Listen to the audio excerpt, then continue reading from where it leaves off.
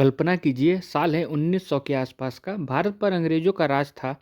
Farrukhabad railway station पे एक अजीब सी घटना घटी जिसने विज्ञान के सारे नियमों को फेल कर दिया। एक फर्स्ट क्लास ट्रेन कंपार्टमेंट में एक साधारण से साधु बैठकर आ रहे थे। बदन पर सिर्फ एक धोती, लेकिन चेहरे पर एक ऐसा तेज था जिसे देखकर कोई भी सामान्य आदमी अपना सिर झुका ले।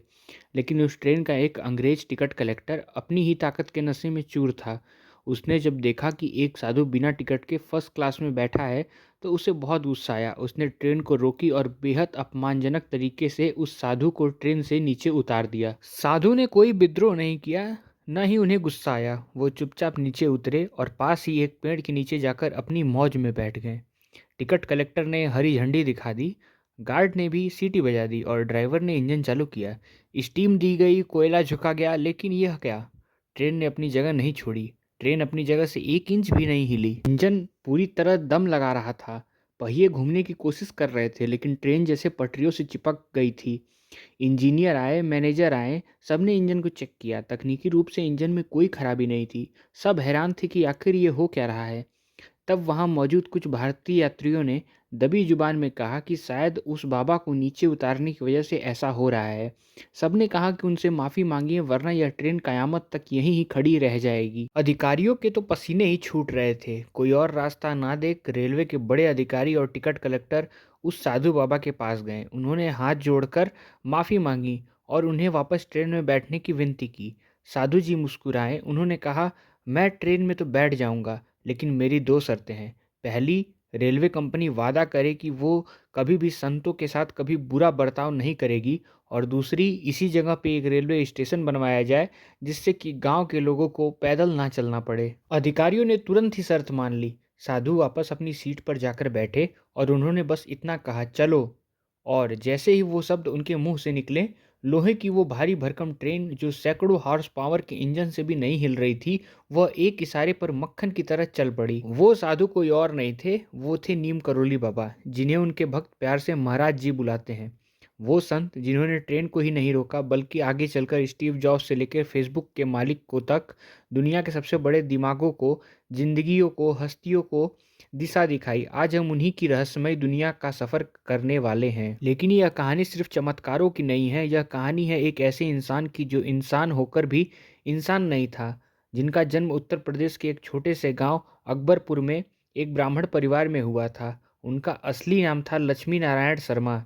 एक अमीर जमींदार परिवार में जन्मे लक्ष्मी नारायण का मन बचपन से ही दुनियादारी में नहीं लगता था। महज 11 साल की उम्र में उनकी शादी कर दी गई थी। लेकिन उस छोटी सी उम्र में ही उनके भीतर वैराग्य की आग जल रही थी। वो घर छोड़कर चले गए। कई सालों तक वो गुजरात और भारत के अलग अलग कोनों में घूमते रहे। वो कभी लक्ष्मण दास बने, कभी हांडी वाले बाबा बने, तो कभी तकोनिया बाबा के नाम से प्रसिद्ध हुए।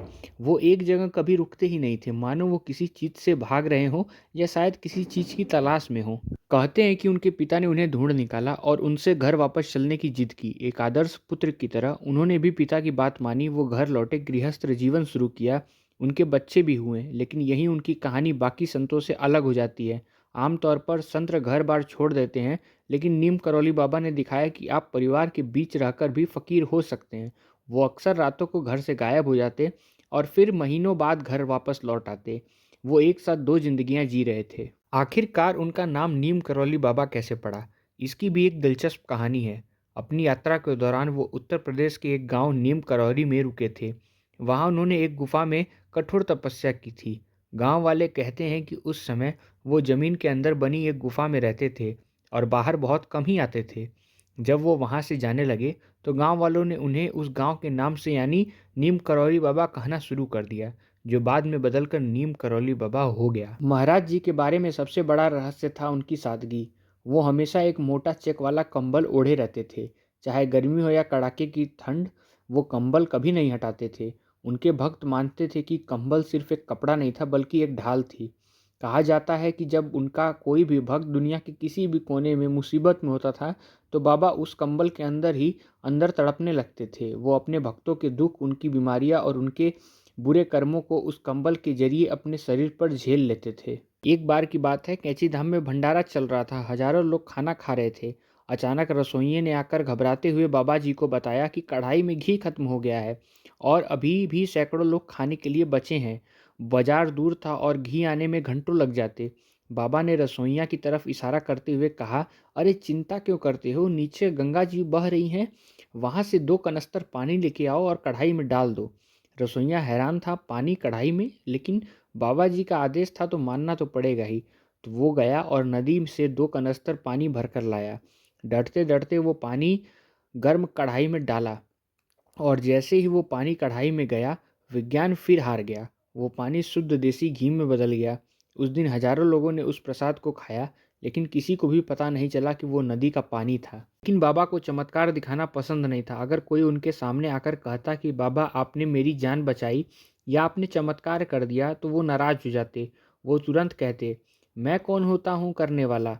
मैं तो एक साधारण बूढ़ा आदमी हूँ। जो कुछ भी करते हैं वो हनुमान जी करते हैं। वो हमेशा लोगों को हनुमान जी की भक्ति से जोड़ते रहे।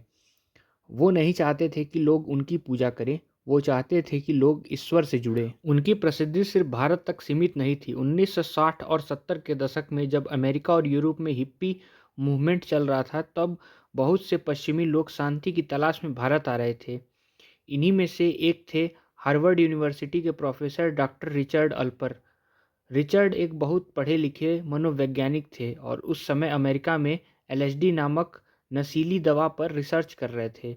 उनका मानना था कि एलएसडी इंसान के दिमाग को खोल सकती है और उसे भगवान से मिला सकती है। रिचर्ड बाबा से मिलने पहुंचे। उनके मन में अहंकार था कि मेरे पास ऐसी दवा है जो इस भारतीय साधु को हिला देगी। उन्होंने बाबा को वो गोलियां दिखाई। बाबा ने पूछा, ये क्या है? रिचर्ड ने कहा, यह कुंडलिनी जगाने वाली दवाई है।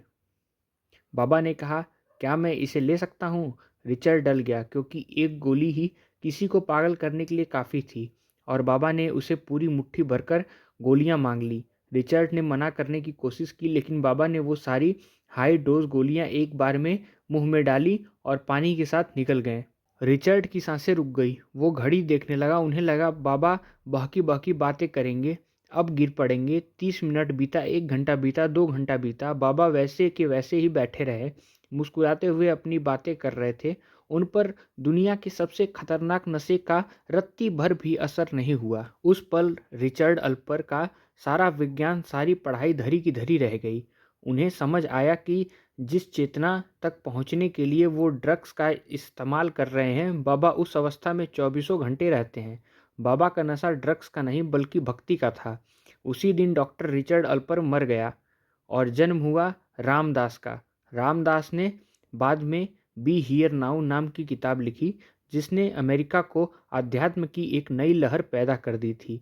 लेकिन रामदास के अलावा एक और ऐसी घटना घटी जिसने बाबा को हमेशा के लिए एक रहस्य बना दिया। रामदास जब पहली बार बाबा से मिले थे तो वो रात में बाहर बैठकर तारों को देख रहे थे और वो अपनी माँ को याद कर रहे थे, जिनका कुछ ही दिनों पहले देहांत हुआ था।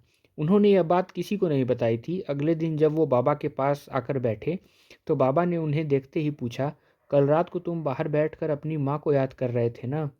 वो स्प्लीन की बीमारी से मर गई थी ना? रामदास सन्न रह गए।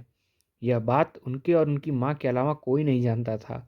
बाबा ने उनकी आंखों में देखा और कहा, चिंता मत करो, वो खुश हैं। उस पल ने एक हार्वर्ड प्रोफेसर को उनका भक्त बना दिया। ये वो कहानियाँ थी जिन्होंने स्टीव जॉब्स को खींचा। 1974 में स्टीव जॉब्स अपनी एप्पल की कंपनी बनाने के बारे में सोच रहे थे। वो अपने जीवन के मकसद को भी ढूंढ रहे थे। उन्होंने भारत आने का फैसला किया। उनकी एक ही इच्छा थी कि नीम करौली बाबा से मिलने आए। नंगे पैर धूल मिट्टी में सफ़र करते हुए नैनीताल के पास कैंची धाम पहुँचे। लेकिन नियति को कुछ और ही मंजूर था। स्टीव जॉब्स के पहुँचने से कुछ ही महीने पहले 11 सितंबर 1973 को बाबा ने अपना शरीर त्याग दिया था। आखिर क्या था बाबा के पास? कोई खजाना, कोई जादुई मंत्र? नहीं, उनके पास सिर्फ एक चीज़ थी, बिना शर्त का प्रेम। नीम करौली बाबा ने कभी कोई किताब नहीं लिखी, उन्होंने कभी कोई लंबा प्रवचन नहीं दिया, वो बहुत कम बोलते थे। उनका पूरा जीवन सिर्फ 3 वाक्यों में समाप्त हुआ, सब एक है, सबसे प्रेम करो, सबकी सेवा करो और भगवान को याद रखो। वो कहते थे कि इंसान, ईसा मसीह, राम, कृष्णा, अल्लाह सब एक ही हैं। वो मंदिर में आने वाले को भी वही प्यार देते जो मस्जिद या चर्च में जाने वाले को। उनके लिए कोई बड़ा नहीं था, कोई छोटा नहीं था। जब वो किसी को गले लगाते थे तो सामने वाले को ऐसा लगता था जैसे वो अपने पिता या अपनी माँ की गोद में आकर बैठा हो। उनकी सबसे बड़ी शक्ति यही रही कि वो लोगों के दिल से नफरत निकाल के प्यार भर सके। 11 सितंबर 1973 को वृंदावन में उन्होंने महासमाधि ली। कहा जाता है कि उन्होंने अपने जाने का समय पहले से ही तय कर लिया था। उन्होंने अपने शरीर को छोड़ दिया, लेकिन उनकी ऊर्जा आज भी मौजूद है। आज भी नैनीताल की वादियों में कोसी नदी के किनारे बसे उस कैंची धाम आश्रम में एक अजीब सा सुकून है, जहाँ जाने वाला हर एक इंसान, चाहे वो नास्तिक हो या फिर ना हो, एक बार के लिए अपनी तर्क शक्ति भूल जाता है और गहरी शांति महसूस करता है। तो दोस्तों, यह थी कहानी उस संत की जिन्होंने न सिर्फ ट्रेन को रोकी, बल्कि भटकते हुए दिलों को भी एक स्टेशन दिया। क्या पता कभी आपको भी जीवन में किसी मोड़ पर उनकी ज़रूरत पड़े और आप बस आंखें बंद करें और उन्हें याद करें, और आपको भी महसूस हो कि आपके सिर पर किसी का हाथ है।